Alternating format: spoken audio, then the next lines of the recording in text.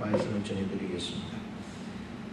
이삭과 그 리브가의 모습을 우리가 살펴보고 있는데요. 지난주에 우리 이삭의 모습을 좀 심도 있게 살펴봤고, 오늘은 리브가의 모습을 좀 깊이 한번 살펴보고자 하는데, 특별히 우리 이삭과 리브가의 자식 사랑은 편애하는 사랑이었다라고 이렇게 생각을 해볼 수가 있었죠. 그래서 아버지 이삭은 누구를 편애했습니까? 바로 에서를 편애했습니다. 그래서 큰아들이라고 편애를 하게 되죠. 또 어머니는 리브가는 둘째 아들인 야곱을 편애하게 되었습니다. 아버지의 입장에서 보면은 어쨌든지 간에 에서는 장자였기 때문에 그가 잘못된 길을 가고 또 이방 여자들하고 결혼을 하고 뭐 성격이 와일드하다든지 외모가 털이 많다든지 이런 상황과 조건을 다 떠나서 여하튼지 간에 그는 집안의 맏아들이고 장자의 명분을 가지고 먼저 이 집안에 태어난 사람이었다. 그래서 이 아들을 사랑할 수밖에 없었고 당연히 이 아들에게 축복해 줄 수밖에 없었던 거예요. 왜냐하면 법적으로나 뭐 전통적으로나 순서대로나 봤을 때에 이 이삭은 에서를 축복해 줄 수밖에 없었던 것이었습니다. 그런데 어머니 리브가는 조금 달랐습니다. 오늘 잘 들으셔야 됩니다. 지난주에 이삭의 모습은 그렇게 사랑할 수밖에 없었어요. 그죠? 맏아들이니까요. 그게 그럴 수밖에 없었는데, 이제 리브가의 오늘 모습을 우리가 살펴보는데, 이 어머니 리브가가 보는 견지에서는 큰아들 에서가 장자의 그 축복을 받을 자격이 미달이었습니다.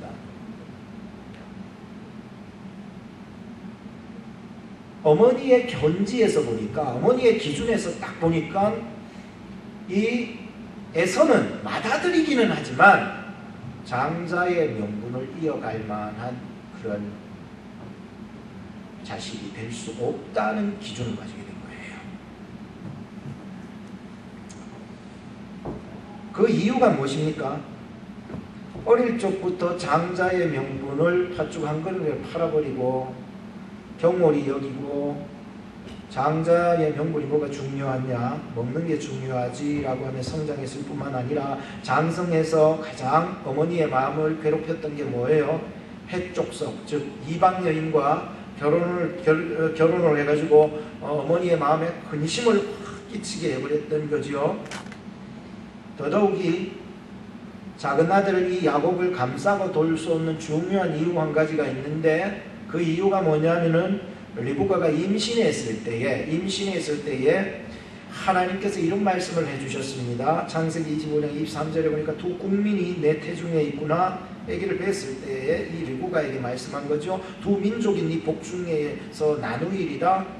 임신 중에 그런 말씀을 해주셨어요. 하나님이 이 족속이 저 족속보다 강하겠고 큰 자가 어린 자를 섬기리라 했습니다.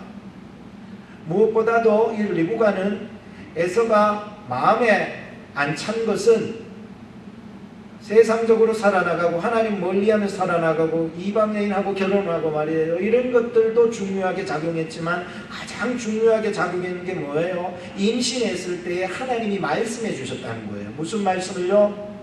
큰 자가 어린 자를 섬기리라.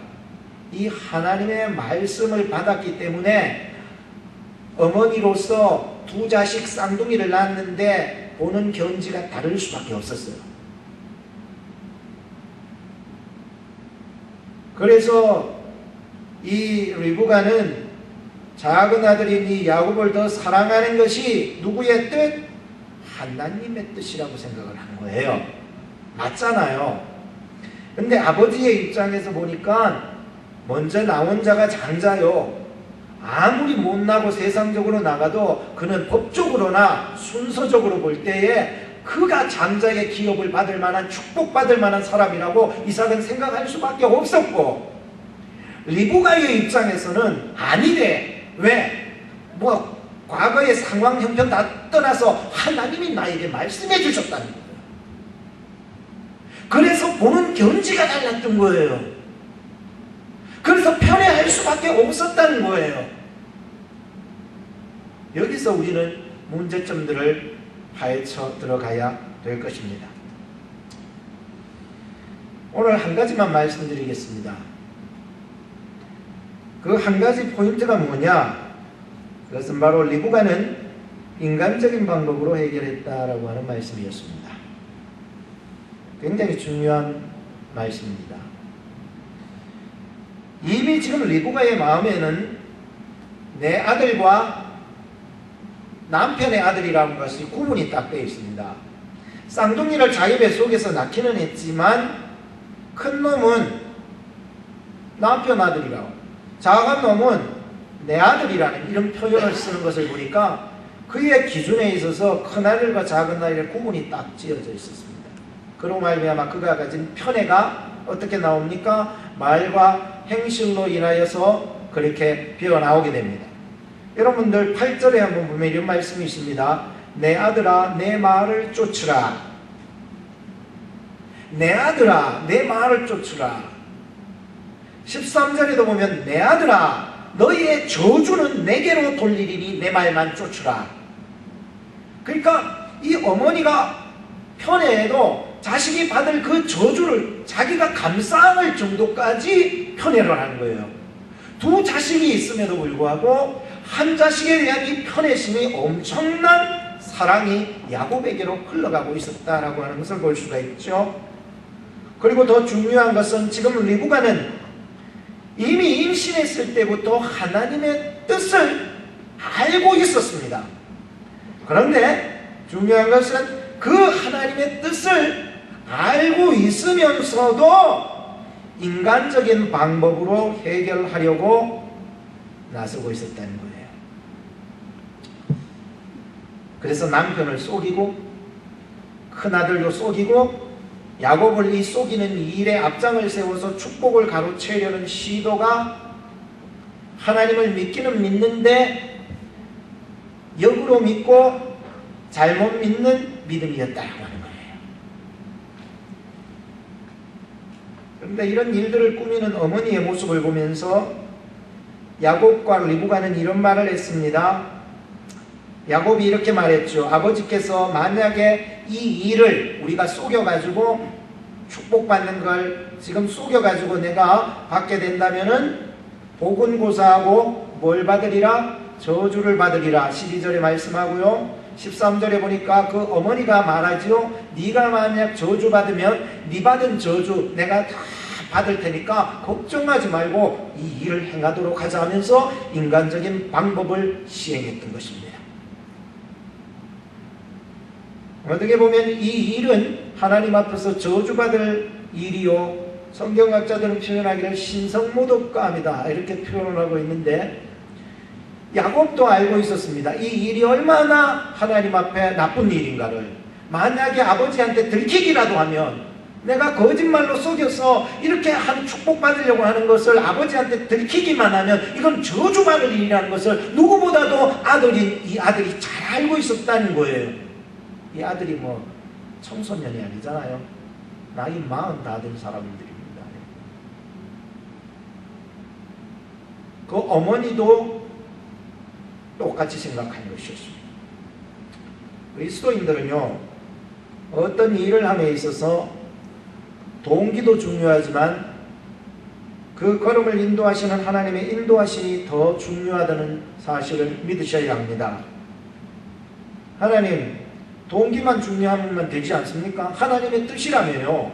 하나님의 뜻이라면요. 큰 아이가 작은 자를 섬기고 작은 자가 큰 아이를 억누러서 강하게 된다면서요. 하나님의 뜻이라면서요. 그 동기는 중요하지만은 그 걸음을 인도해 나가는 방법, 그 과정, 이 모든 것들도 똑같이 중요하다는 거예요. 사람들은 착각해요. 동기는 중요한데 그 과정은 별로 안 중요하게 살아가는 사람들이 있다는 거예요. 그것은 착각된 삶이라는 거예요. 비록 전에는 우리가 하나님을 믿으면서도 불법과 거짓과 불의를 행했었지만 이제는 동기도 중요하다고 생각한다면 과정도 하나님의 인도를 받기를 즐거워하고 기뻐해야 되지 않겠습니까?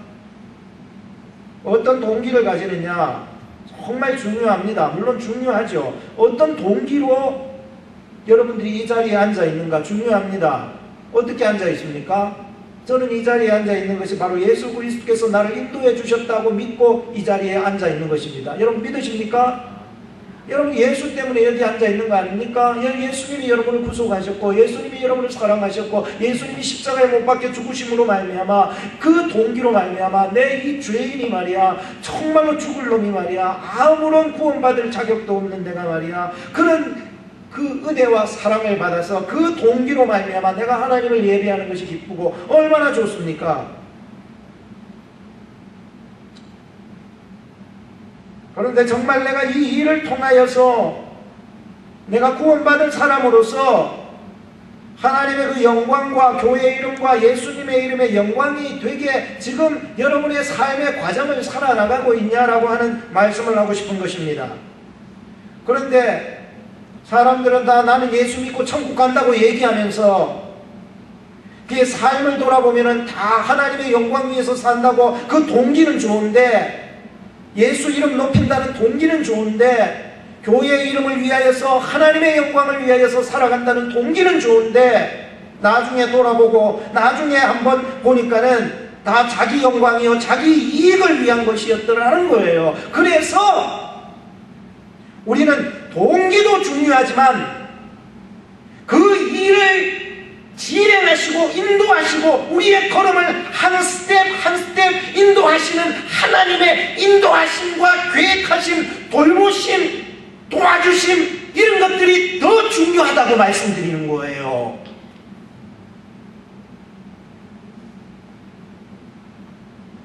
사람들은 다 교회에 나오면 다 된 걸로 생각하는데 그렇지 않아요.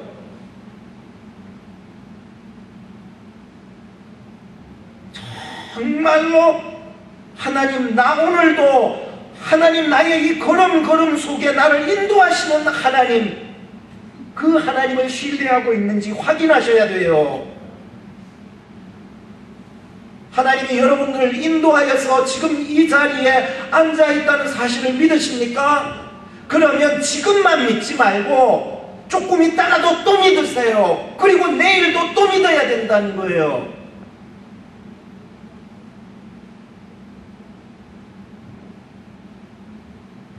그래서 저는 이 말씀을 강조하는 거예요. 동기도 중요한데 이것이 하나님의 이름을 위해서 교회를 위해서 한다는 그 동기도 참 중요한데 더 중요한 것은 그 일을 인도하시고 그 걸음을 인도하시는 하나님의 인도하심에 더욱 신뢰해야 된다는 말씀을 제가 강조하고 있습니다.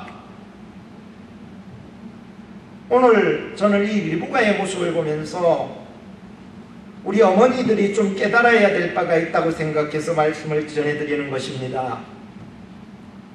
우리 어머니들은 동기도 중요하지만 나의 걸음 속에 하나님의 인도하심을 신뢰하고 나간다면은 나의 삶의 과정에 고난이 온다 해도 하나님의 뜻을 아름답게 이루어 나가게 될 것이라고 저는 확신합니다. 그래서 자기 자신이 하나님 안에서 변화되고 그리고 가정이 변화되고 회복되고 이웃이 변화되고 회복되어 가는 것을 경험하게 되실 거라는 거예요. 그래서 저는 동기도 중요하지만 그 일을 인도하고 그 걸음을 인도하시는 하나님의 인도하심을 더욱 신뢰하라고 지금 말씀하고 있는 거예요. 리브가는 그렇게 살지 못하네요. 참 안타까운 사실입니다. 하나님의 뜻이 맞아요. 하나님의 거룩하신 뜻이 자기의 태중에 있을 때부터 말씀하신 뜻이 맞아요.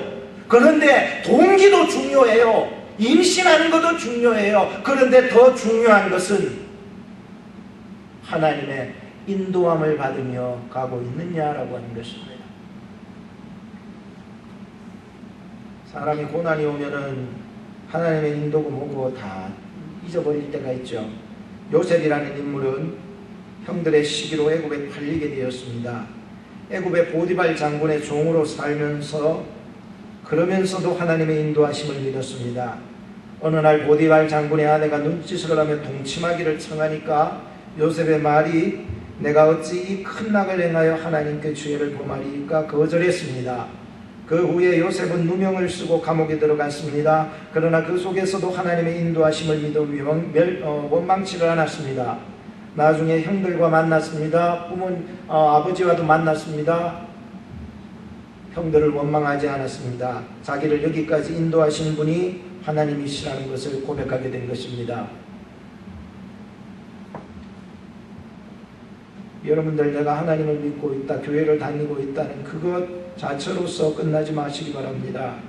아나니아가 헌금을 냈는데 다 드리기로 작정을 했죠. 그런데 다 드리기가 아까워서 얼마를 감추고 거짓말로 다 드렸다고 했습니다. 사도 베드로가 말했습니다. 네 마음에 사탄이 가득하거나 너가 사람에게 거짓말한 것이 아니라 하나님께 거짓말한 거라고 했습니다. 그의 아내가 들었습니다. 이게 정말로 전부 다 하냐니까 예, 그렇다 했습니다.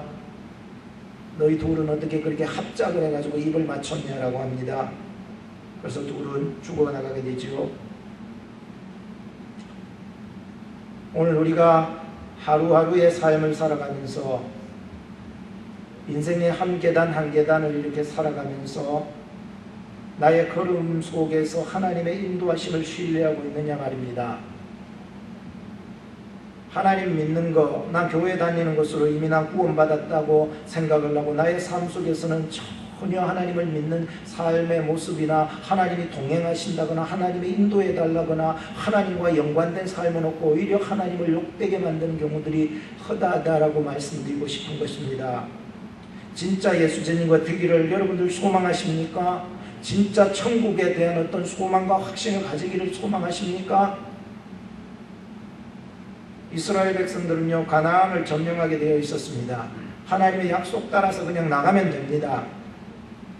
그런데 큰 여리고 성을 점령한 후에 그보다도 훨씬 작은 아이성을 점령하려고 했는데 점령할 수 없었습니다. 그래서 기도해 봤습니다. 하나님, 이게 무슨 이유입니까? 라고 모세가 기도해 보니까 하나님께서 너희들 중에 누군가가 나에게 바쳐야 될 그 전리품을 숨기고 있기 때문이다 라고 이렇게 얘기했습니다. 그래서 사람을 찾다 보니까 그 사람이 누구였습니까? 아간이라는 사람이었습니다. 아간을 붙잡아 놓고 너 왜 그렇게 촉구했음에도 불구하고 나오지 않았느냐라고 했습니다. 그 사람이 장막에 숨겨놨던 것이 뭐냐면 시내사의 외투와 금덩어리, 은덩어리를 장막 밑에 숨겨놓고 아무도 모른다고 생각했는데 그것 때문에 이스라엘 백성들의 공동체에 점령의 문이 막혀버렸다는 거예요. 오늘날 나 한 사람 때문에 전도의 문이 막혀야 되겠습니까? 나 한 사람 때문에 사랑의 문이 막혀서야 되겠습니까? 그러므로 성도는 교회 다니는 것도 중요하지만 그 삶을 매 순간 인도하시는 하나님을 신뢰하는 법을 배우는 것이 더 중요하지 않겠습니까? 리브가는 그것이 지금 아무리 하나님의 뜻이라고 해도 삶 속에서 해결해 나가야 하는 것이 있고 하지 말아야 할 행동이 있었다는 거예요. 그것은 하나님의 뜻을 인간적인 방법으로 억지로 거짓으로 속여가면서까지 않아도 하나님은 하실 줄로 믿으시기 바랍니다. 물론 하나님께서 인간을 통해서 역사하시는 게 맞습니다. 맞아요. 진짜예요. 이 모든 인류와 이 세계가 하나님께서 인간을 통하여서 너무너무 사랑하시기 때문에 인간을 통해서 역사하시는 것도 맞아요. 근데 하나님은요, 전능하신 하나님 아닙니까?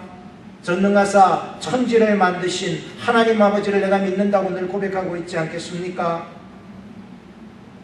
그럼에도 불구하고 하나님의 뜻을 기다리지는 못하고 결국 인간적인 방법으로 억지로 거짓으로 속여가면서까지 그는 인간적인 방법을 선택하게 되었던 것이었습니다. 오늘 리브가의 이런 모습들을 살펴보면서 어머니의 영성이 다시 회복되어지는 역사가 일어나야 되겠다는 생각을 가지게 되었습니다. 요즘 어머니들은요, 너무 극성이더라고요. 해야 될 범위가 있고 하지 말아야 될 범위를 초월해 가지고 해요. 그러다 보니까 요새 아이들은요, 고등학생이 돼도 아무것도 못해요. 대학생이 됐는데도 아무것도 못해요. 군대에 갔는데도 아무것도 못해요.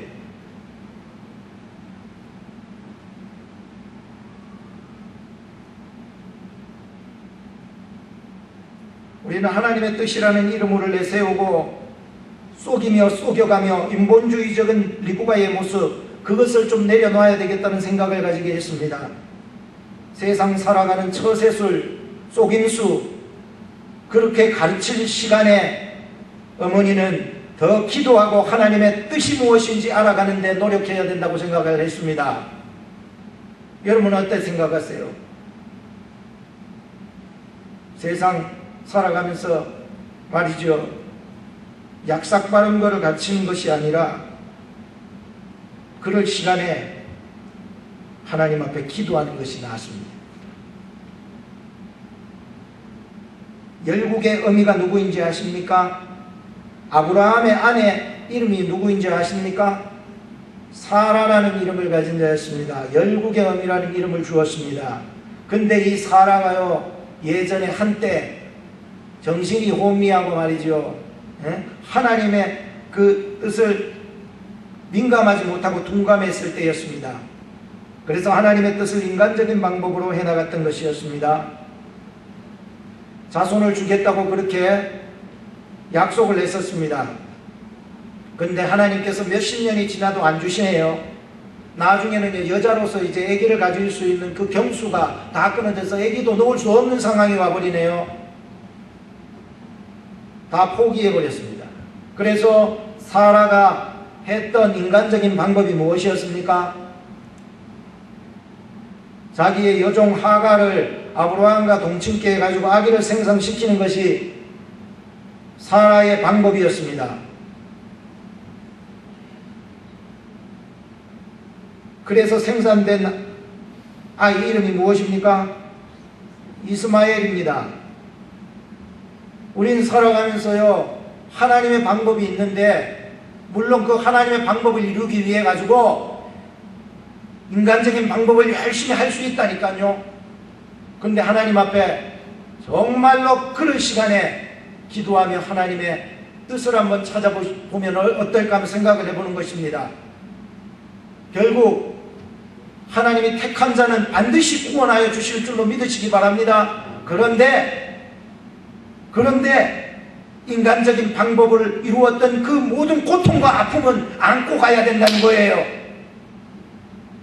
비록 열국의 어미 아브라함의 아내 사라가 하나님의 뜻을 인간적인 방법으로 해결했지만, 그로 말미암아 오늘날까지 말이에요, 이스라엘과 이슬람 교도들 사이의 인종 분쟁, 종교 분쟁, 영토 분쟁, 그리고 이념 분쟁의 원인이 아직까지 고민하고 아파하며 괴로워하며 슬퍼하고 있는 거 아닙니까? 저는 지난 주간에 저희 아내에게 한번 물어봤습니다. 여보, 지난주에는 내가 아버지의 영적 권세에 대해서 설교를 했는데 이번 주에는 어머니의 영적 권세를 회복시키라는 말씀을 전해야 되는데, 난 아버지다 보니까는 어머니의 입장을 잘 모르니 당신 입장에서 볼 때 리브가를 어떻게 생각하느냐 물어봤습니다. 물론 여자가 여자를 보는 시각도 좀 다르지 않겠습니까? 아내가 말하기를 리브가는 야곱을 너무 편애한 거 아니냐는 대답을 했습니다. 그래서 제가 왜 편애했는지 아느냐라고 물어봤습니다. 그러니까 유구무원이었습니다. 그래서 제가 설파를 해주었습니다. 설교를 한 것이었습니다. 리브가가 내려놓아야 될 것이 있었는데 그걸 안 내려놓으니까 그렇게 된 것이라고 했습니다. 그게 뭐냐? 그것은 큰 자가 작은 자를 섬기라는 그 하나님의 뜻을 알고 있었지만, 하나님의 뜻을 알았어도 하나님의 뜻을 기도하면서 이루지 않고 내 방법대로 인간적인 방법으로 하나님의 뜻을 조작하려 했던 그 인본주의적 신앙, 그것을 어머니가 내려놨어야 됐었다라고 하는 것이었습니다. 그러니까 저희 아내가 아하 하면서 깨달아 알아듣더라 말이죠. 여러분들, 성경이 하나님의 말씀인 줄로 믿습니까? 성경은 하나님의 말씀인 줄로 알고 있어도 기도가 빠지면은 내 힘이 성경 위에 올라가는 거예요. 하나님께서 전능하사 천지를 만드신 하나님 아버지 되심을 여러분 믿으십니까? 믿으면서도 하나님 앞에 더 엎드리지 못하고 하나님의 뜻을 더 구하지 못한다면 내가 그 창조자의 자리 위에 올라가는 거예요. 내가 그 전능자의 자리에 위에 올라가는 거예요. 하나님은 인간을 통해서 방법을 사용하시기도 하지만 인간 없이도 하나님은 이 우주 만물을 만드신 줄로 믿으시기 바랍니다. 이런 믿음이 속에서 일어나야 우리의 신앙이 인본주의적 신앙에 빠지지 않는다라고 하는 것입니다.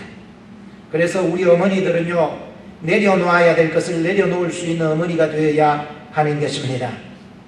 하나님, 혹시 내가 하나님의 자리보다도 더 높은 곳에 올라가서 하나님의 말씀을 좌지우지하고 있지 않는지, 하나님의 뜻보다도 더 높은 곳에 올라가서 내 방법대로 내 의지대로 좌지우지하고 있지 않는지 우리는 한번 나를 돌아볼 수 있는 마음을 가져야 하는 것입니다.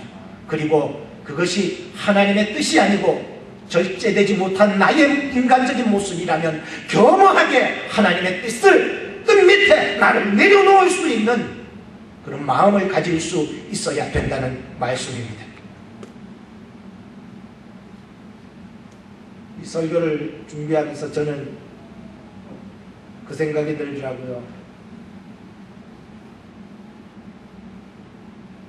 결혼을 하면 애가 배중에 잉태가 되는데, 그래서 그 뱃속에서 살 수 있는 방법은 오직 하나, 어머니의 탯줄을 붙잡고 먹고 사는 것뿐이었습니다. 그런데 이 아이가 이제 때가 되니까 나와야 되는 거예요. 그런데 아기가 이제 배에서 이제 나오는데 끊어야 되는 것이 하나 있어요. 뭐예요? 끊어보셨어요, 집사님? 끊어봤죠? 전 첫째는 끊어보지 못하고 둘째는 끊어봤어요. 끊어라 그래가지고 정말로 잘 안 끊기는 거를 끊어줬어요. 근데 이 아이가 그 탯줄로 살아가는 아이였는데, 그 탯줄을 끊으면 죽을 것 같은데, 그런데 그 다음에 탯줄이 끊어지니까 어머니의 젖줄이 기다리고 있는 거예요. 어머니의 젖줄이 두들겨 내 새끼하면서 젖줄을 먹여. 근데 젖줄도요, 뭐 오래 먹으면 안 돼요. 몇 살까지 먹어요? 보통? 몇 살? 다 잊어버렸어요. 1살? 그렇죠. 1살 혹은 2살 길어봤자, 그죠? 근데 3살이 됐는데도 계속 엄마 쭈쭈 돌래. 네? 초등학생인데도 엄마 쭈쭈 돌래요. 네? 고등학교 올라갔는데 엄마 쭈쭈 돌래요? 아니 대학교 보내놨는데 엄마 쭈쭈 돌래요? 이놈 새끼 장가 보냈는데 엄마 쭈쭈 돌래요? 이런 자식 다 있습니다. 엄마 젖줄을 끊어야 됩니다. 때가 되면은 엄마 젖줄을 끊어줘야 되는 거예요. 엄마도 무척 힘들대요. 애기도 힘들대요. 힘들지만 엄마와 애기가 힘써서 끊어야 될 부분이 아닌가 생각을 합니다. 젖줄을 끊으니까 이제 엄마가 어떻게 해요? 밥을 먹이는 거예요. 밥 먹기 벌리라. 안 벌리면 입을 되게 벌리라. 왜 가라 하면서 안 먹으면 죽는다. 그래서 먹이는 거예요. 근데 이놈이 고등학생인데도 엄마 밥 줘. 이거는 아니거든요. 자기 스스로 먹을 수 있어야 되는 거예요. 대학생인데 엄마 밥 줘 입 벌리고 있으면 안 돼요. 장가 보냈는데 엄마 밥 줘 이러면 안 돼요. 이게 뭐예요? 장가 보냈는데도 그러면은 좀 이상한 거예요. 정신적으로. 제가 말씀드리고 싶은 것은 이것입니다. 밥줄을 끊으면 죽을 것 같은데 하나님의 백성들에게는 기도줄이 있고 영줄이 있더라고요. 그래서 제가 밥 먹지 말라는 소리는 아니에요. 우선순위와 가치관이 뒤집어지는 순간 이 사람은 새롭게 태어나는 거예요. 새로운 세상을 살아가는 거예요. 아직까지 여러분들의 신앙에 끊지 못한 탯줄이 있습니까? 젖줄이 있습니까? 밥줄이 있습니까? 그래서 찾다 돈줄을 찾았습니까? 그래 찾다 명예줄을 찾았어요?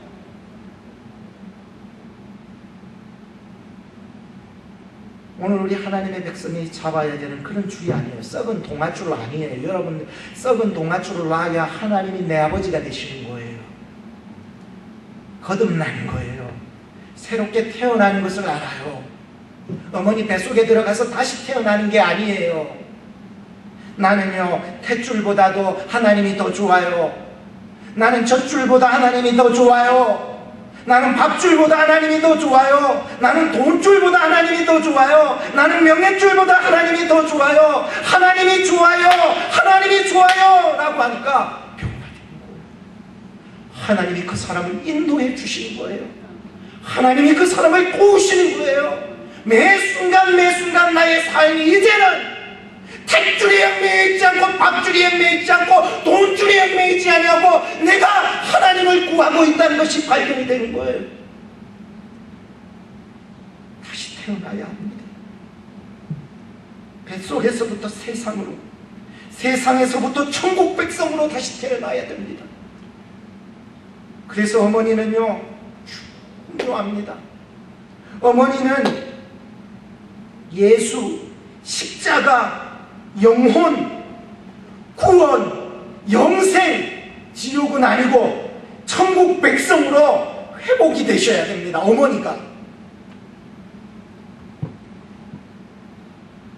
어머니가 거듭나야 가정이 회복됩니다. 어머니가 거듭나야 자녀들이 바른 길을 갑니다. 어머니는 그래서 중요합니다. 모세의 어머니는 어릴 적에 그를 말씀과 기도로 신앙교육을 시켰지 않습니까? 궁중에 들어가서. 사무엘의 어머니도 어릴 적에 이 아이를 하나님의 말씀과 기도로 교육시켰습니다. 예수님의 어머니께서도 똑같습니다. 말씀과 기도로 훈육시켰습니다. 어머니가 기도하면 사는 것입니다. 어머니가 썩은 동아줄을 잡고 있는 이상 기도줄을 붙잡지 않으면 안 됩니다. 썩은 동아줄을 잡고 있는 이상 자녀들은 불안해하는 거예요. 끊을 수 있는 믿음을 하나님이 여러분에게 주시기를 주의 이름으로 축복합니다. 그리고 구원의 밧줄을 붙잡으세요. 예수님을 붙잡으세요. 그리고 예수님의 이름으로 울으세요. 예수님 너무 힘들어요. 하나님 나에게 약속하신 마지막 동아줄, 구원의 동아줄, 생명의 동아줄, 천국의 동아줄을 내가 썩은 동아줄을 이제 놓고 예수님 동아줄 붙잡고 살아가야 되는데 하나님 너무 힘들어요. 그냥 엎드리세요. 그냥 하나님께 울으면 돼요. 하나님 나 기도줄 잡을게요. 예수님 붙잡을게요. 썩은 거 놓을게요. 근데 잡다 하나, 둘, 셋, 네 개까지 나는데 마지막 하나를 못 놓고 있는 거예요. 얘야 그 썩은 동아줄을 놔라. 그리고 나를 잡으라. 아니 나 못 잡을 것 같아. 이건 놓으면 죽을 것 같아. 걱정하지 마라.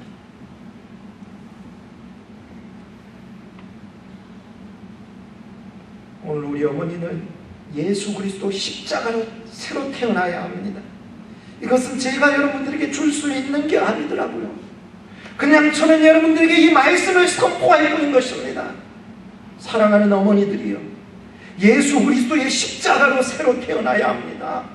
예수 그리스도 십자가 안에서 완전한 구원을 경험해야 합니다. 탯줄보다 하나님이 좋습니까? 젖줄보다 하나님이 좋습니까? 밥줄보다 하나님이 좋습니까? 돈줄, 명예줄보다 하나님이 좋다고 여러분의 아들에게, 여러분의 여러분의 딸에게 가르치는 어머니들, 선포하는 어머니들이 되어주셔야 하는 것입니다. 미국의 16대 대통령 아브라함 링컨의 어머니, 링컨이 11살이 되었을 때 어머니는 죽잖아요. 마지막 그가 남기신 말이 있었습니다. 어머니가, 얘야, 나는 너를 두고 하나님 앞으로 간다. 나는 너에게 좋은 집도 좋은 땅도 많은 재산도 물려줄 수 없다. 그러나 나는 너에게 이 성경책 한 권을 유일한 유산으로 주고 간다. 너는 한평생 이 가운데 있는 말씀으로 보배를 삼고 재산 삼고 양식 삼고 이 교훈으로 살아나가거라. 그러면은 너의 길이 형통할 것이다. 그리고 어머니는 돌아가십니다. 영상을 하나의 시간 보면서 우리 어머니들에게 좀 자극이 되었으면 좋겠다 생각을 해보게 되었습니다. 틀어주실래요?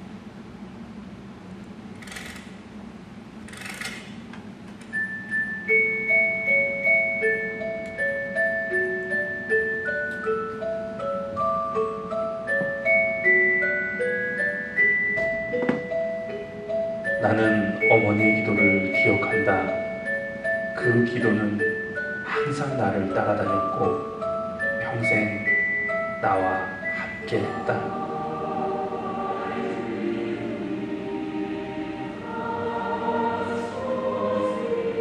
하나님, 9살 난 아들에게 물려줄 것이 이 낡은 성경밖에 없습니다.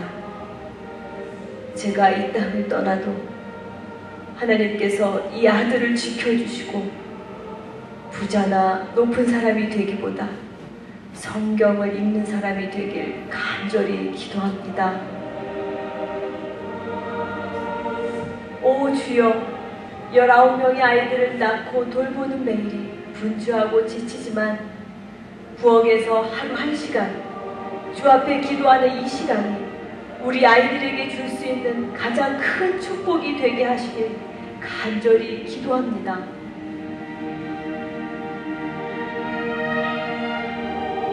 (13년) 동안 죄악과 방탕한 삶을 살던 아들을 구원해 주셔서 감사드립니다. 이 죄인의 눈물의 기도를 들어주신 아버지여, 이제 그 아들로 하여금 모든 죄를 철저히 회개하고 평생 주의 영광을 위해 살게 하시길 간절히 기도합니다.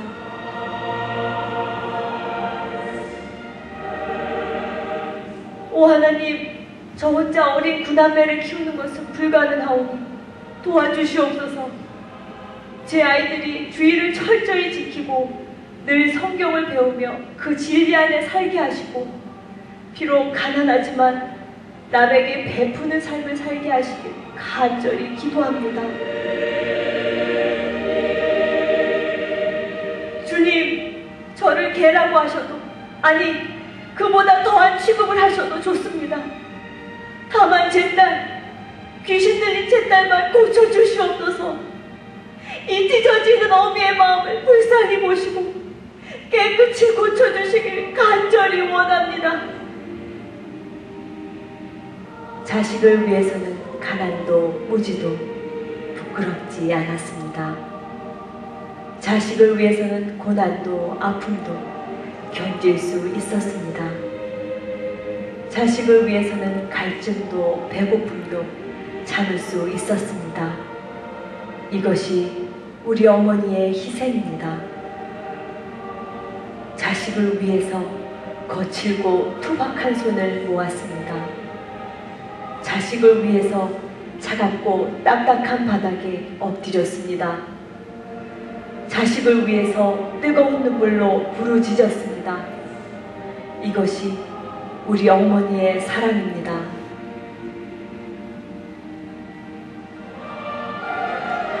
오늘 우리에게 기도하는 어머니를 주신 하나님께 감사드립니다. 어머니를 통해 하나님의 완전한 사랑과 희생을 알게 하셔서 감사드립니다. 주여, 어머니들의 믿음을 본받아 우리도 자녀를 위해 눈물로 기도하는 어머니가 되게 하시옵소서. 주여, 우리 평생에 기도의 유산, 말씀의 유산을 물려주는 믿음의 어머니가 되게 하시옵소서. 눈물로 기도하는 어머니의 자녀는 망하지 않습니다. 어머니의 기도는 자녀를 변화시킵니다. 기도하면 됩니다.